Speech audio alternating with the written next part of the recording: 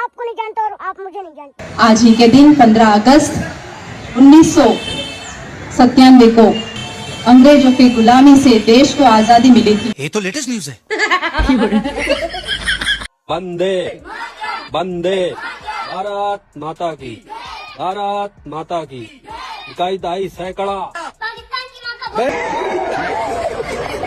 1500 रुपए देने का वादा किया है और साथ ही 500 रुपए में सिलेंडर उपलब्ध कराएंगे। कैसे देखती हैं आप इसको? मोबाइल पे देखते हैं, टीवी पे देखते हैं। अच्छा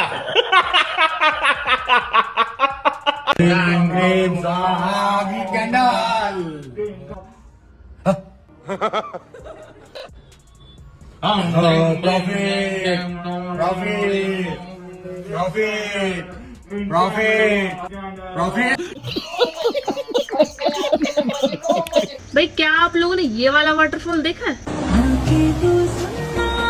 जूम करो।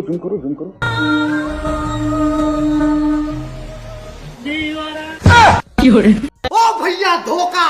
हम जिएंगे और मरेंगे सनम तेरे सनम तेरे। ये अपने सनम के लिए मरने के लिए तैयार है आजादी के दिन। तो गजब आदमी है यार। मेरे पति मांस मछली खाते हैं, उनको बहुत पसंद है। अच्छा बात करा दो हमारी। कहाँ से हैं? बिहार पटना से। पढ़े लिखे हैं जी, BSc माइक्रोनर्स। लेकिन अपने स्वाद के लिए किसी की हत्या ना कीजिए, ये गलत बात है। नहीं आदमी नहीं खाया अभी तक।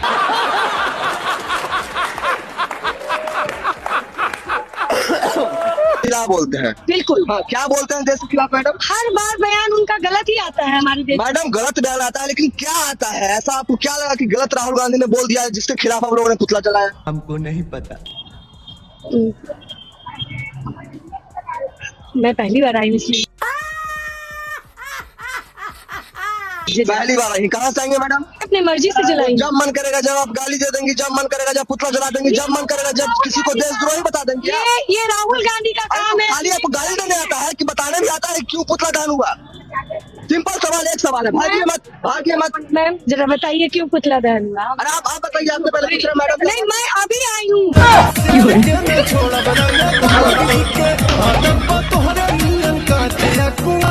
लगाइए सरकार पर क्या आरोप लगा रहे हैं। सरकार की तरफ से मैं करूंगा काउंटर, पूछो। इलेक्शन कमिश्नर ज्ञानेश कुमार ने 24 जून 2025 को बिहार में SIR का ऐलान किया और इसके एक ही दिन बाद 25 जून को उनके दामाद मनीष बंसल को सहारनपुर का DM अपॉइंट कर दिया जाता है। एक ही महीने बाद जुलाई में ज्ञानेश कुमार की बेटी मेधा रूपम को नोएडा का DM बना दिया जाता है। अभी बताते। अरे बलगरा गए हो तुम विदेश जाकर, भारत की पूरी संस्कृति भूल गए हो। 2014 के बाद भारत की सभ्यता चेंज हो गई है।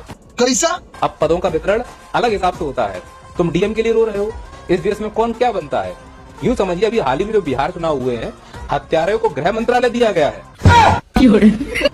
भ्रष्टाचारी को CM बनाया गया है। अरे बोलना कुछ तो बोल। और जो देश में काम कर रहा था उसको देशद्रोही बनाया गया है। और तुम रो रहे हो कि ज्ञानेश के लड़कों को DM बना दिया गया है। तुम भारत की सभ्यता से जुड़े हुए नहीं हो।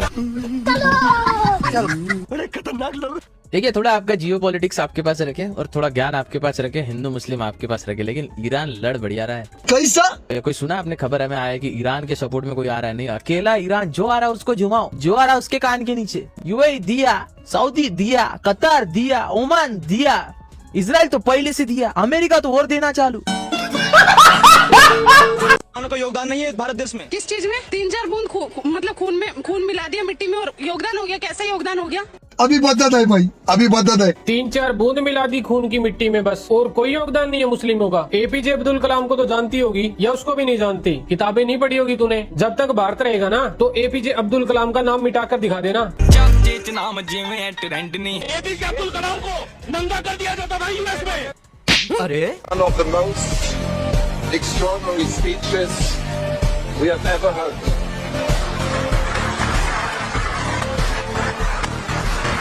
From a statesman, scientist and poet. This is unique.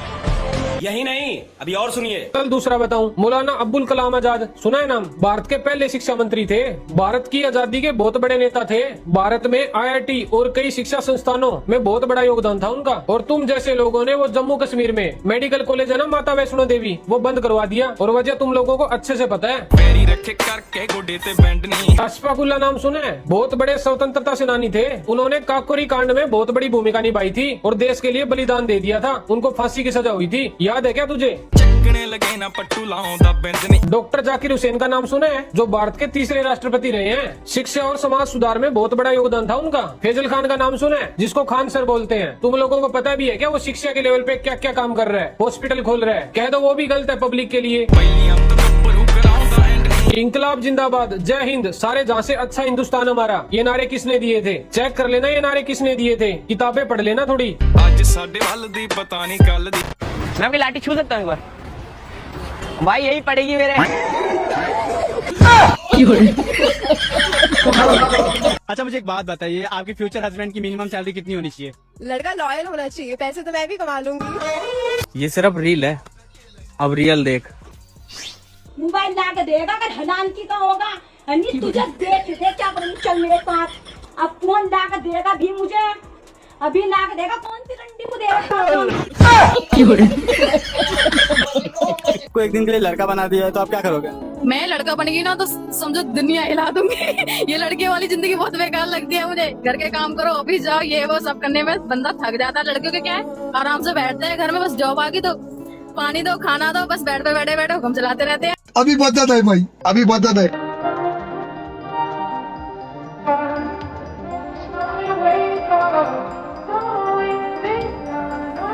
ये लड़के जन्म लेते ही उनको पता चल जाता है, उनके दिमाग में इतनी सारी टेंशनें घुसा दी जाती है कि भाई तुम्हें बड़ा होकर अपने लिए नहीं बल्कि घरवालों के लिए। लड़कों को सबसे ज्यादा इज्जत कहाँ मिलती है, घर में या बाहर?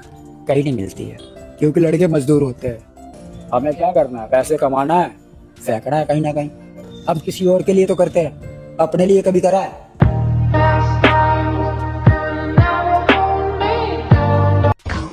लेकिन ये साला कर क्या रहा है यहाँ पे?